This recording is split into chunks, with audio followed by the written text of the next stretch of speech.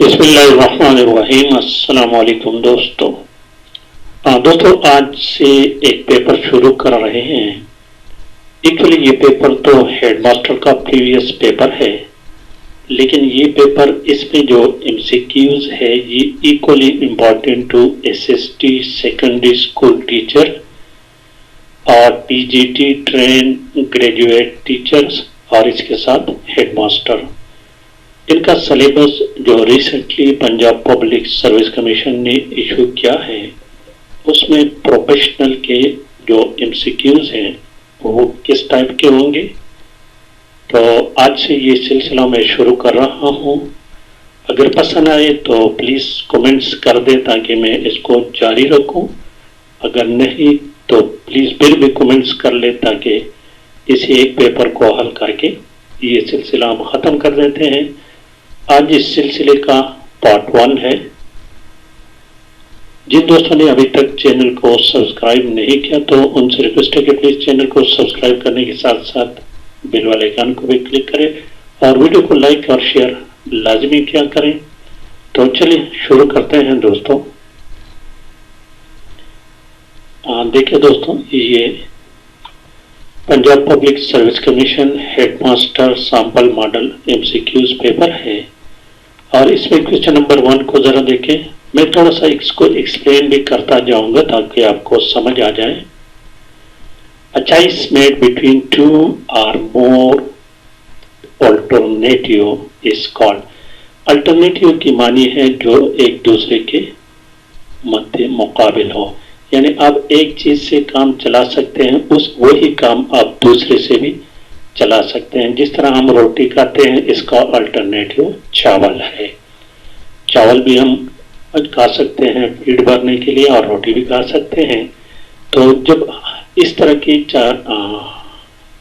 Choice को में उसमें डिसीजन करते हैं तो उसको डिसीजन कहते हैं। इन दोनों में जो चॉइस है इसमें उसको डिसीजन, एक्चुअली ऑप्शन सी है, फैसला करना। Decision making, it is the act of making a choice between two or more courses of action. And even if you did not make a decision, you still did make the decision to not make the decision. ये देखिए, अगर आपने कोई फैसला नहीं किया, कोई decision नहीं किया, फिर भी आपने डिसीजन कर लिया कि मैंने डिसीजन नहीं करनी। तो so the correct choice is option B है। A choice made between two or more alternative is called decision. Question number 2 को देखें। 2 number question, the cash book is maintained by. सबसे पहले ये देखते हैं कि कैश बुक क्या होता है। A cash book is a financial journal. Journal इसको भी आप बुक ही कह दें। तो इसमें क्या होता है कि that contains all cash receipts and disbursement including bank receipts and withdrawals. इसमें जितना रकम इदारे को, महकमे को जहाँ जो आते हैं और जो खर्च होते हैं, इनकम और एक्सपेंडिचर, इसको आप समझ लें। तो ये कौन मेंटेन करता है? असल बात ये है, यहाँ पर करेक्ट ऑप्शन ए है, DDO। DDO stand for drawing and disbursing officer. Drawing and disbursing officer की ये रिस्पॉन्सिबिलिटी है कि जितना भी कैश, वो चाहे तामीराती काम के हो, सैलरीज के हो, डेवलपमेंट के हो, नॉन डेवलपमेंट के हो, बजट्स, ठीक है दोस्तों। तो इन तरह के तमाम कैशेस जो होते हैं, रिसिप्ट एंड विड्रॉ, वो कैश बुक में मेंटेन एंट्री करता है। और ये कौन मेंटेन करता है? DDO। ऑप्शन बी लिखा हुआ है EDO। तो ये एब्रिविएशन है एग्जीक्यूटिव डिस्ट्रिक्ट ऑफिसर। पूरे डिस्ट्रिक्ट को ये सुपरवाइज करता है। Similarly see DEO district education officer. ये ओहदा पहले DO कहलाता था, अब इसको चेंज करके EDO कहलाता है। ये याद रखें दोस्तों, ये दोनों एक जैसे हैं। बी और सी जो है ना, ये एक ही ओहदा है, लेकिन पहले उसको डीईओ कहता था, डिस्ट्रिक्ट एजुकेशन ऑफिसर। अब इसको एग्जीक्यूटिव डिस्ट्रिक्ट ऑफिसर का नाम दिया गया है। और ये डिप्टी डीईओ ये 16 में होता है, 17 में भी, लेकिन ये ओहदा एक्चुअली 16 का है। तो यहाँ पर करेक्ट ऑप्शन ऑप्शन ए है। क्वेश्चन नंबर 3 जरा देखिए। Authoritarian model is more suitable. तो पहले तो ये देखते हैं कि अथॉरिटेरियन मॉडल किस मॉडल को कहते हैं। इसको आमिराना मॉडल कहते हैं, अथॉरिटी से निकला है। क्योंकि स्कूल के बारे में है, एजुकेशन के सिलसिले में, तो मैं जो थोड़ा सा एक सिंपल एग्जांपल से आपको समझाता हूँ। फर्ज करें आप टीचर हैं और क्लास को मेंटेन कर रहे हैं, आपके हाथ में डंडा है और आप पढ़ाई भी करते हैं, लेकिन जो कुछ तलबा को काम देते हैं तो आप अपने हुक्म को मनोहन तस्लीम करने पर जोर देते हैं, और जो तलबा उसको तस्लीम कंप्लीट नहीं करते, आपके हुक्म को नहीं मानते, तो आप उसको डंडे के जोर से उस पर वो काम कर लेते हैं। तो इसको अथॉरिटेरियन कहते हैं, यानी हाकिमाना। इसके फायदे भी हैं और नुकसान भी बहुत हैं। यहाँ पर एक्चुअली करेक्ट ऑप्शन डी है। अथॉरिटेरियन मॉडल जो है ना, ये डिसिप्लिन को मेंटेन रखने में काफी मददगार साबित होता है, क्योंकि तलबा डरते हैं डंडे के खौफ से, वो खामोशी से बैठे होते हैं। तो दैट इज कॉल्ड अथॉरिटेरियन। आजकल एक नया ट्रेंड आया है, इसको खत्म किया गया है, मार नहीं प्यार। मार नहीं प्यार। दोस्तों, अगर आप टीचर बन गए, अल्लाह करे बन जाए, लेकिन याद रखिए कि डंडे से कभी भी काम नहीं लेना है। क्योंकि आज मैं खुद टीचर हूं, मामूली सा अगर आपने डंडे का इस्तेमाल किया और स्टूडेंट ने शिकायत लगा ली, तो आपको नौकरी से बर्खास्त भी किया जा सकता है। इतनी बड़ी जुर्म है आजकल ये। तो अथॉरिटेरियन कॉन्सेप्ट जो था, ये पहले यही कॉन्सेप्ट था। इस अथॉरिटेरियन का नुकसान एक और है, ये तलबा अब इस वक्त जो आमिराना स्कूलों में पढ़ते हैं, जब वो बड़े हो जाते हैं तो उनकी जहन में वही नक्शा होता है। यानी हम correct option is option D. Question number 4 को देखें।